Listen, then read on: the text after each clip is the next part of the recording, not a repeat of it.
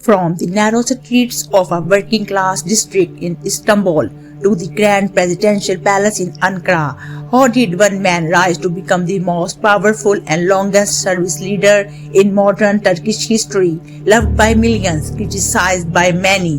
This is the story of Recep Tayyip Erdogan. Hazırladığınız bir kurt sofrası var. O kurt sofrasında bizleri yemek istiyorsunuz. Ama kusura bakmayın, biz size büyük geliriz, bizi yiyemezsiniz. Recep Tayyip Erdogan was born on 26 February 1954 in the Kasim Pasar district of Istanbul. It was a tough, working-class neighborhood where life was simple and the opportunities were limited. His father was a Coast Guard officer and the family lived modestly. As a young boy, Erdogan reportedly sold lemonade and cement on the streets to help support his family. These early experiences shaped his connection with ordinary people, something he would later use as a key part of his political identity.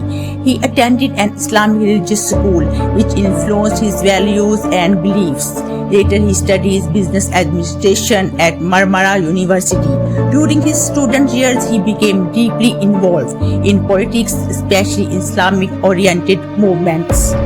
In the 1970s and 1980s, Turkey was politically unstable, with tensions between secular and religious groups. Erdogan joined political movements inspired by Necmettin Erbakan, a leading figure in political Islamic in Turkey. Erdogan quickly gained a reputation as a strong speaker with powerful public appeal. His speeches were emotional, direct, and often focused on religion, justice, and national pride. In 1994, Erdogan achieved a major victory. He was elected mayor of Istanbul. At the time, Istanbul was struggling with pollution, water shortages, and poor infrastructure. As mayor, he improved basic services, cleaned up the city, and modernized water system. Many residents praised his political leadership. However, in 1998, his career faced a serious setback. He was imprisoned for 4 months after reciting a poem that authorities claimed encouraged religious hatred. He was also banned from politics for a time. For some, this made him a victim of the secular establishment. For others, it confirmed concern about his religious agenda. Either way, his popularity grew. In 2001, Erdogan co-founded the Justice and Development Party, commonly known as the AK Party. The party promised economic reforms, democracy, and respect for religious freedoms. In 2002, the AK Party won a landslide victory in the general election. Although Erdogan was initially banned from serving as Prime Minister, the ban was lifted in 2003 and he became Prime Minister of Turkey. This marked the beginning of a new political era.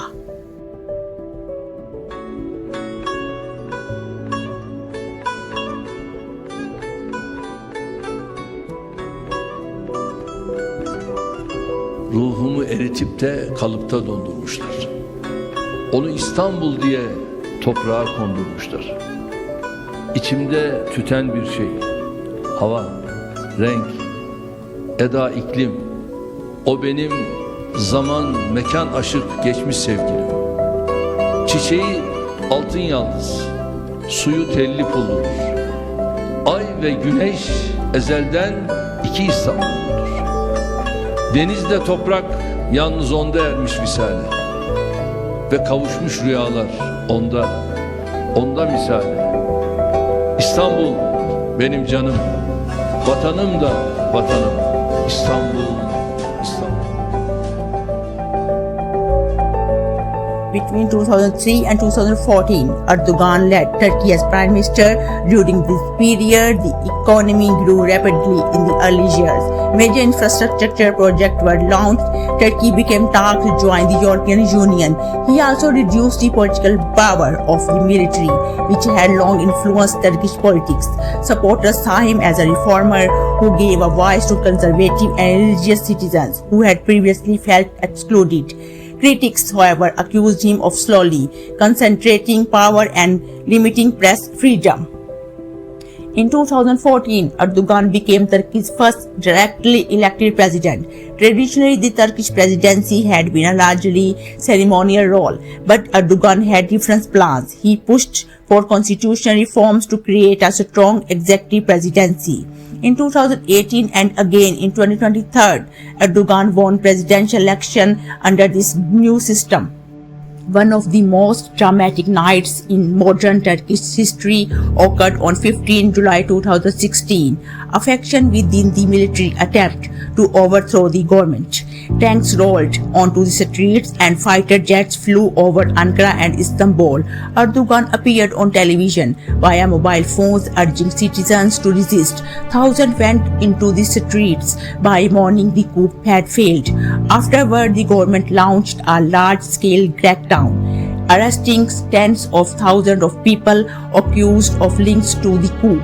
Supporters called it necessary for national security. Critics said it weakened democracy. In recent years, Turkey has faced serious economic challenges, including high inflation and a weakened currency. Erdogan has supported unconventional economic policies, arguing the high interest rates cause inflation, a view that differ from mainstream economic theory. On the global stage, he has positioned Turkey as an independent and powerful regional actor, balancing relationships between NATO, Russia, the Middle East, and Europe. Erdogan is married to Emin Erdogan and they have 4 children. He presents himself as a man of faith, family, and national pride. His speeches often focus on strength, independence, and Turkey's historical greatness. To supporters, he is a leader who restored confidence and religious freedom.